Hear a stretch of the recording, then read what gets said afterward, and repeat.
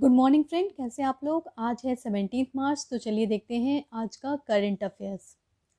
और आज के करंट अफेयर्स सीरीज में जानेंगे कि योगा आयोग केंद्र कहाँ बन रहा है और हमारे यहाँ कौन सी प्राइम मिनिस्टर आई हैं और कौन कौन से डेल हुए हैं। और ये भी जानेंगे कि ग्रैमी अवार्ड के एकमात्र इंडियन जिनको अभी तक मिला है वो कौन है। और बहुत कुछ है करंट अफेयर सीरीज में। तो चलिए वीडियो स्टार्ट करते हैं। सबसे पहले होगा रिवीजन सीरीज, जिसमें कल के क्वेश्चन ऑफ द डे हो गए। 16 मार्च का क्वेश्चन ऑफ द डे था, which of the following is not participated in first quad summit held recently. तो कौन है जो क्वाड समिट में नहीं पार्टिसिपेट किए थे? तो वो है सिंजू एबे। जी हाँ, अभी हाल में क्वाड समिट हुआ, बहुत इंपॉर्टेंट है क्योंकि ये पहला क्वाड समिट है। क्वाड क्या है? एक ग्रुप है 4 कंट्रीज का जो कि मिलिट्री स्ट्रेटजी बनाएंगे, और ये ग्रुप है इनफॉर्मल ग्रुप, तो याद रखिएगा। इस पे हमारे prime minister Narendra Modi, Joe Biden जो कि यूएसए के प्रेसिडेंट हैं, जापान के योशिहिदा सुगा और ऑस्ट्रेलिया के prime minister Scott Morrison participate किए थे। चलिए देखते हैं आज का current affairs. Question number 1, which state government come up with yoga Aayog for promotion of yoga. Yoga Aayog, ताकि योगा को प्रमोट किया जाए, ये कौन से स्टेट गवर्नमेंट बिल लेकर आई है? तो ये लाई गई है हरियाणा गवर्नमेंट के द्वारा। तो याद रखिएगा, हरियाणा गवर्नमेंट ने अभी हाल में एक बिल पास किया जिसके अंतर्गत योगा आयोग केंद्र बनाया जाएगा, जहां पे योगा की ट्रेनिंग दी जाएगी और इसके लिए बहुत सारी योगा टीचर को भी अपॉइंट किया जा रहा है। Question number 2. Recently, our Prime Minister Narendra Modi has to meet with Sana Marine. She belongs to which country? Sana Marine Bharat आई हैं, वो किस कंट्री से हैं? तो वो है फिनलैंड। जी हाँ, फिनलैंड। फिनलैंड बहुत ही रिनाउंड कंट्री है क्योंकि हर इंडेक्स में उसकी रैंकिंग टॉप पे आती है। इंडिया और फिनलैंड के बीच में वर्चुअल समिट हुआ और बहुत सारे डील हुए जो कि एग्जाम के लिए इम्पॉर्टेंट है। जैसे कि हमने डील किया है, अगर आपको ध्यान होगा, इंडेक्स में फिनलैंड की रैंकिंग सबसे अच्छी आती है इन्वायरमेंट में, तो हमारी डील है इन्वायरमेंट में, फिर क्लीन एनर्जी में, फिर इनोवेशन में, टेक्नोलॉजी में और एजुकेशन में। क्वेश्चन नंबर 3 की तरफ मूव करते हैं। International day of action for river is celebrated on. International day है तो इम्पॉर्टेंट है। एक्शन फॉर रिवर कौन से डे को सेलिब्रेट करते हैं? तो international day of action for river हम सेलिब्रेट करते हैं 14 मार्च को। यस, 14 मार्च। ठीक है, रिवर को हमेशा प्रोटेक्ट करना चाहिए और इंडिया ने तो बहुत सारे रिवर को लिविंग एंटिटी भी बताया है।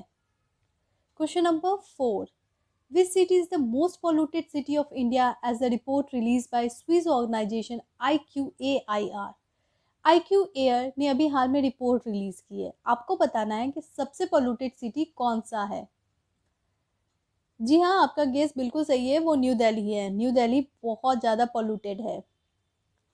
चलिए आगे बढ़ते हैं क्वेश्चन नंबर 5 की तरफ। और याद रखिएगा, IQAIR रिलीज किया जाता है स्विस के द्वारा, स्विस ऑर्गेनाइजेशन के द्वारा। Question number 5.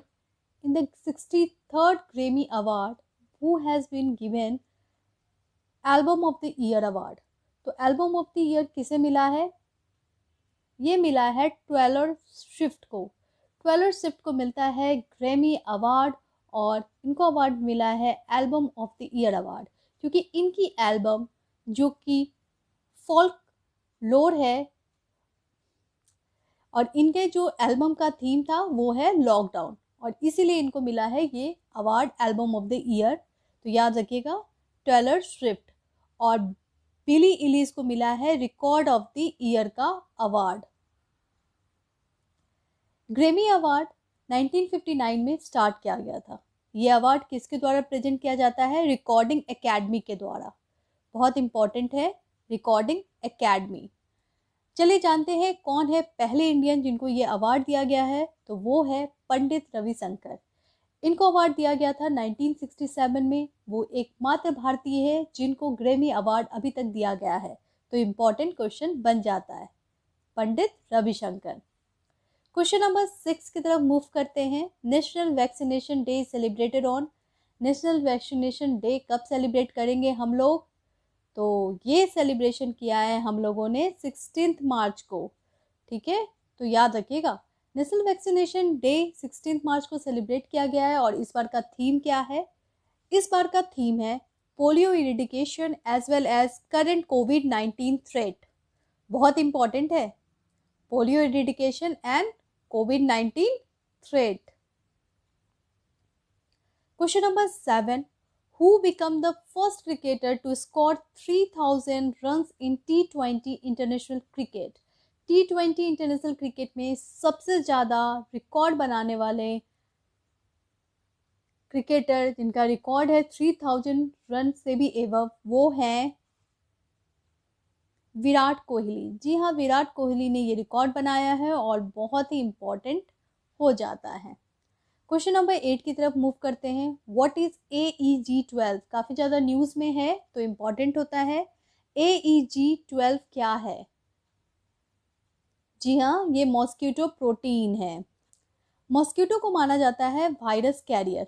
वो बहुत सारे वायरस को कैरी करता है और बहुत सारे डिजीज करता है।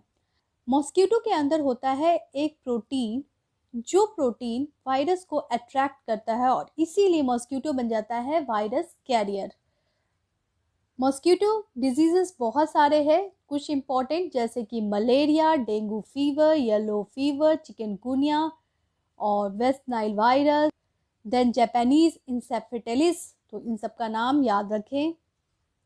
Question number 9. Which high court has recently allowed a transgender women to seek admission into the national cadet corps? जी हाँ, कौन से हाई कोर्ट ने अलाउ कर दिया है कि ट्रांसजेंडर वीमेन भी आ सकती है एनसीसी में? तो वो हाई कोर्ट है, जी हाँ, केरला। केरला ने ये पहल उठाई है और केरला हाई कोर्ट ने अलाउ कर दिया है एनसीसी में अब वीमेन ट्रांसजेंडर का आना। अभी हाल में एनसीसी के न्यू डायरेक्टर भी अपॉइंट हुए हैं, आपको उसका नाम बताना है। चलिए मैं ही बता देती हूँ उनका नाम, लेफ्टिनेंट जनरल तरुण कुमार, जिनको अभी हाल में 33rd डायरेक्टर जनरल अपॉइंट किया गया है, जो कि 1 जनवरी 2021 को अपॉइंट किया गया है। तो इंपॉर्टेंट क्वेश्चन बनता है, ये एनसीसी के न्यू डायरेक्टर हैं। Question number 10. Recently Chepincheri Kunhir Raman Nair died at the age of 105 years. He belongs to. अभी हाल में चेवेंचेरी कुन्हीर रहमान नैयर की डेथ हो गई है। इनका एज 105 ईयर्स के हैं और ये बिलोंग करते हैं केरला से। आपको बताना है कि ये किस फील्ड के लिए जाने जाते हैं। तो ये जाने जाते हैं डांस के लिए। जी हाँ, ये बहुत ही रिनाउंड कथाकली डांसर है और कथाकली डांस फेमस है केरला में। ये इनका पूरा नाम है चेम्पचेरी कुनीर रहमान नैयर, जो कि 105 ईयर्स के हैं। इनका डेथ हो गया है और अभी हमारे प्राइम मिनिस्टर ने भी इनको ट्रिब्यूट दिया है। तो ये बहुत ही इंपॉर्टेंट क्वेश्चन बन जाता है। चलिए देखते हैं आज का question of the day. Recently report of IMF, India has replace which countries forex reserve and occupied 4th position? तो अभी हाल में IMF ने एक रिपोर्ट निकाली जिसमें इंडिया ने एक कंट्री को रिप्लेस करके 4th पोजीशन हासिल किया है फॉरेक्स रिजर्व लिस्ट में। आपको बताना है वो कौन सी कंट्री है।